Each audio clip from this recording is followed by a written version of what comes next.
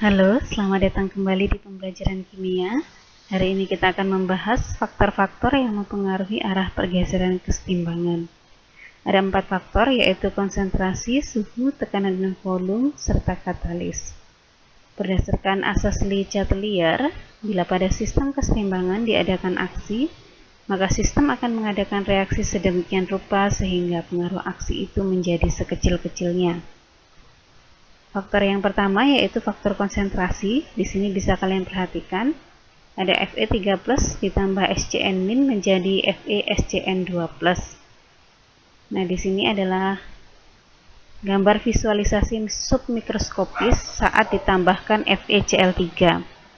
Keadaan setelah setimbang bisa kalian perhatikan C yaitu FeSCN2+-nya semakin banyak sementara A dan B-nya berkurang.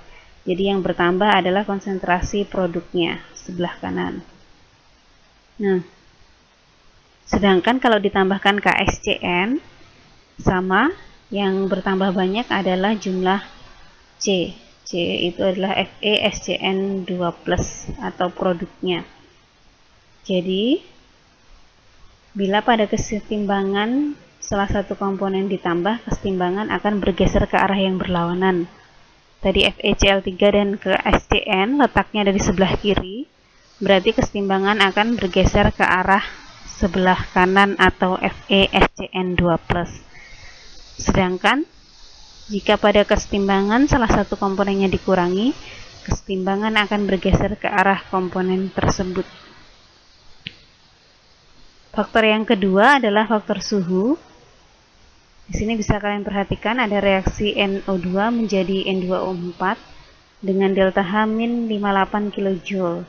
Nah, karena delta H-nya min, maka reaksinya adalah eksoterm. Eksoterm. Nah, di sini ada panah ke atas dan ke bawah. Berarti yang di atas panah ke arah N2O4 itu adalah reaksi eksoterm, sedangkan panah ke arah NO2 itu adalah reaksi endoterm atau kebalikannya. Nah, di sini pada gambar submikroskopisnya saat didinginkan, di sini ke arah sebelah kiri, saat didinginkan, lihat yang bertambah banyak adalah N2O4 atau produknya, letaknya di sebelah kanan. Sedangkan saat dipanaskan yang bertambah adalah NO2-nya.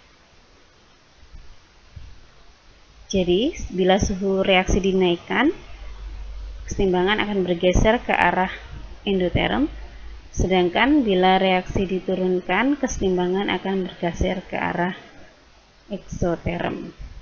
Sesuai ya. Jadi kalau reaksi suhunya naik, gesernya ke endoterm, endoterm ke arah NO2, maka NO2-nya yang lebih banyak, sedangkan kalau suhunya diturunkan akan bergeser ke eksoterm, yaitu N2O4. Yang ketiga, faktor tekanan dan volume. Contohnya di sini ada N2 plus 3H2 menjadi 2NH3.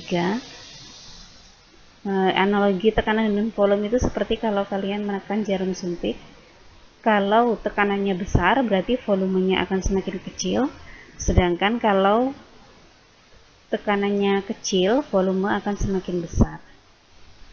Nah, di sini bisa kalian lihat kalau tekanannya ditambah, dia akan volumenya mengecil. Karena ruangannya sempit, maka dia akan bergeser ke arah NH3. NH3-nya yang bertambah banyak. Di sini lihat dari jumlahnya 4 menjadi 6. Sedangkan kalau volumenya diperbesar, yang bertambah banyak adalah N2 dan H2. Jadi kalau tekanan diperbesar, otomatis volumenya akan jadi kecil. Kesetimbangan akan bergeser ke arah jumlah koefisien reaksi yang lebih kecil. Kalau tekanan diperkecil atau volume diperbesar, maka kesetimbangan bergeser ke arah jumlah koefisien reaksi besar.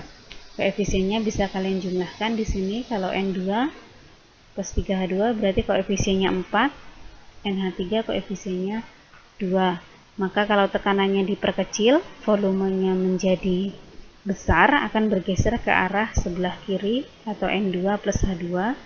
Sedangkan kalau tekanannya diperbesar, volumenya menjadi kecil, dia akan bergeser ke arah gas NH3 yang koefisiennya lebih kecil, yaitu 2. Yang terakhir adalah katalis.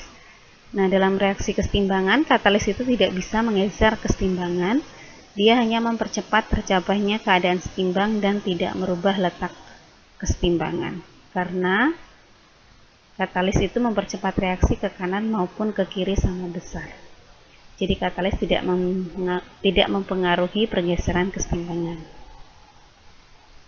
Nah, di sini dengan katalis dan tanpa katalis, perbedaannya hanyalah kalau yang dengan katalis dia akan lebih cepat mencapai kesetimbangan, lihat waktu reaksinya lebih kecil, sedangkan kalau tanpa katalis dia lebih lama untuk bisa jadi setimbang. Nah, penerapan kesetimbangan dalam industri yang banyak dipakai di industri itu adalah Haber-Bosch untuk membuat amonia, proses kontak untuk membuat asam sulfat, dan proses Ostwald untuk membuat asam nitrat. Zat-zat ini yang paling banyak diproduksi dan menggunakan prinsip kesetimbangan. Nah, hari ini kita akan melakukan penilaian. Ada 2 jenis, yaitu kognitif dan psikomotor. Untuk kognitif nanti akan ada kuis melalui Google Form. Sedangkan psikomotor, kalian bisa mencari informasi mengenai kondisi yang harus dipenuhi untuk memperoleh produk dengan hasil yang maksimal pada ketiga proses industri yang tadi. Nah, informasi yang kalian dapatkan nanti akan ada pertanyaannya di bagian Google Form setelah penilaian kognitif. Cukup sekian materi kita hari ini. Terima kasih dan selamat pagi.